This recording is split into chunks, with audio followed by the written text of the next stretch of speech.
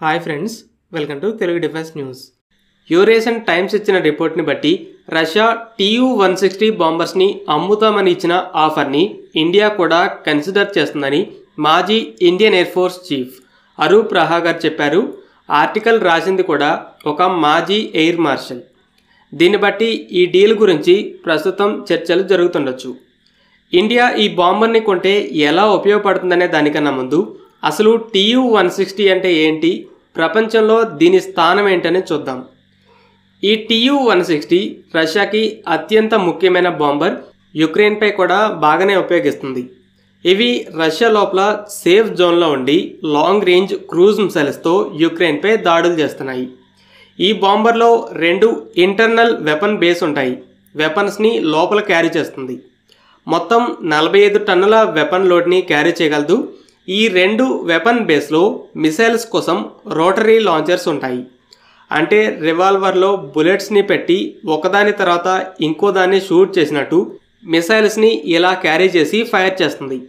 ఒక లాంచర్లో 3000 కిలోమీటర్లకి పైగా strike range ఉన్న 6 Kh-101 మిసైల్స్ ఉంటాయి. అంటే బాంబర్ మొత్తం 12 లాంగ్ రేంజ్ క్రూజ్ మిసైల్స్ని క్యారీ చేయగలదు. లేదా 24 Kh-15 అనే 300 కిలోమీటర్ల రేంజ్ ఉన్న న్యూక్లియర్ ఏరో బలిస్టిక్ మిసైల్స్ ఉంటాయి. చిన్నవి, పొడవు తక్కువ కాబట్టి ఒక క్రూజ్ మిసైల్ ప్లేస్లో 2 Kh-15 మిసైల్స్ పడతాయి. ఈ బాంబర్ ఏరియల్ రీఫ్యూలింగ్ అవసరం లేకుండానే 12,000 కిలోమీటర్ల దూరం ప్రయాణించగలదు. ఇది American B-1 ల్యాన్సర్కి direct competitor. B-1 కన్నా కొంచెం పెద్దగానే ఉంటుంది. B-1 అయితే 8,000 కిలోమీటర్ల దూరం ప్రయాణించగలదు. 34 టన్నుల కెపాసిటీతో 3 ఇంటర్నల్ బేస్ ఉండగా వాటిలో 2,400 కిలోమీటర్ల కన్నా ఎక్కువ రేంజ్ ఉన్న 8 AGM-86 క్రూజ్ మిసైల్స్ లేదా 900 కిలోమీటర్ల రేంజ్ ఉన్న 24 JASSM-ER మిసైల్స్ని క్యారీ చేస్తుంది. అయితే B-1కి ఒక అడ్వాంటేజ్ ఉంది.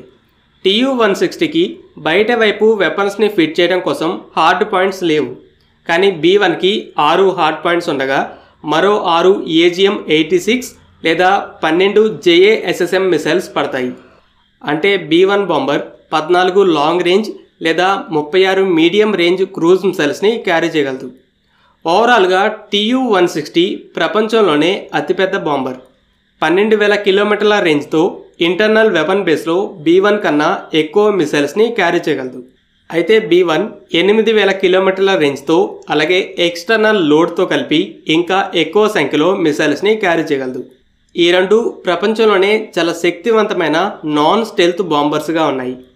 బాంబర్స్ అమెరికా, రష్యా, చైనాల దగ్గరే ఉన్నాయి. వీటిని వేరే దేశాలకి అమ్మలేదు, కొనే స్తోమత కూడా లేదు. అయితే ఇలాంటి ఒక బాంబర్ని రష్యా ఇండియాకి అమ్ముతామని ఆఫర్ చేస్తుంది. మొదటిసారి ఇండియా ఇంట్రెస్ట్ చూపిస్తుందని కూడా మీడియా రిపోర్ట్ వచ్చింది.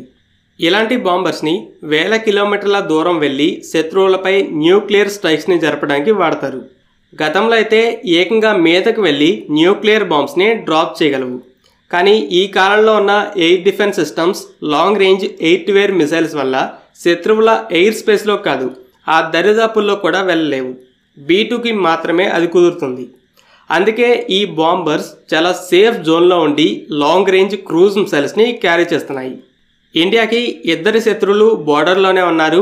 ఇవి చాలా కాస్ట్లీ కూడా అని ఇన్ని సంవత్సరాలు ఇలాంటి బాంబర్స్ మీద ఇంట్రెస్ట్ చూపించలేదు. అయితే పెద్ద సంఖ్యలో క్రూజ్ మిసైల్స్ని ఫైర్ చేయడంలో ఇవి బాగా ఉపయోగపడతాయి. Su-30 జెట్స్ ఒక్కో బ్రహ్మోస్ని క్యారీ చేస్తాయి. 1000 కిలోమీటర్ల కన్నా ఎక్కువ స్ట్రైక్ రేంజ్ ఉన్న LRLACMలో ఎయిర్ లాంచ్డ్ వెర్షన్ ఉండబోతుంది. ఈ మిసైల్తో బాంబర్స్ లేకపోయినా బాగా డీప్ స్ట్రైక్స్ని జరిపే సామర్థ్యం ఇండియాకి కూడా వస్తుంది. Su-30 జెట్ 3 మిసైల్స్ని క్యారీ చేయడానికి ఛాన్స్ ఉంది. అయితే ఒక్క Tu-160 బాంబర్లోనే 12 మిసైల్స్ పడతాయి. కాబట్టి క్రూజ్ మిసైల్స్ విషయంలో 4 Su-30 జెట్స్తో సమానం. అలాగే 4 నుండి 6 బ్రహ్మోస్ మిసైల్స్ని క్యారీ చేయొచ్చు. దీనివల్ల నేవీకి బాగా అడ్వాంటేజ్ ఉంటుంది. Su-30 కన్నా కూడా ఎన్నో వేల కిలోమీటర్ల దూరంలో ఉండగానే షిప్స్ని ధ్వంసం చేయగలదు. అయితే ఇక్కడ పాయింట్ ఏంటంటే ఎయిర్ ఫోర్స్కి 4 Su-30 జెట్స్కి సమానమైన ఫైర్ పవర్, నేవీకి ఇంకా లాంగ్ రేంజ్ స్ట్రైక్ కేపబిలిటీని ఇస్తున్నా కానీ వీటి మీద పెట్టాల్సిన ఖర్చుకి న్యాయం చేస్తాయనేదే ప్రశ్నగా ఉంది. రఫాల్ జెట్ బేసిక్ ఎయిర్ ఫ్రేమ్ ఖరీదు $115 మిలియన్. ఇండియా ఇన్ఫ్రాస్ట్రక్చర్ అప్గ్రేడ్స్ కొంత వెపన్ ప్యాకేజ్తో కలిపి సుమారు $200 మిలియన్ పెట్టి కొంది, అంటే 1600 కోట్లు. అయితే ఒక TU-160 ఎయిర్ ఫ్రేమ్ ఖరీదు అనేది సుమారు $300 మిలియన్. రష్యా ఎక్స్పోర్ట్కి ఎంత చెప్తుందనేది తెలియదు. ఇన్ఫ్రాస్ట్రక్చర్తో పాటు ఇండియన్ వెపన్స్ కోసం మోడిఫికేషన్స్ కూడా కావాలి. దీనివల్ల యూనిట్ కాస్ట్ ఇంకా భారీగా పెరుగుతుంది. చాలా పెద్ద ఎయిర్క్రాఫ్ట్స్ కాబట్టి ఆపరేటింగ్ కాస్ట్ కూడా ఎక్కువే. ఫైనల్గా మొదటిసారి ఈ TU-160 మీద ఇంట్రెస్ట్ చూపించినట్టు న్యూస్ వచ్చింది. ప్రైస్కి తగ్గ న్యాయం చేస్తుందంటే ఇండియా కొంటుంది. రష్యా ఎంత ప్రైస్ చెప్తుందనే దాని మీదే ఈ డీల్ ఆధారపడి ఉంటుంది. ఫ్రెండ్స్, ఈ వీడియో మీకు నచ్చినట్లయితే లైక్ చేయండి. అలాగే మరిన్ని ఇంపార్టెంట్ డిఫెన్స్ అప్డేట్స్ కోసం మన ఛానల్ని సబ్స్క్రైబ్ చేసుకోండి.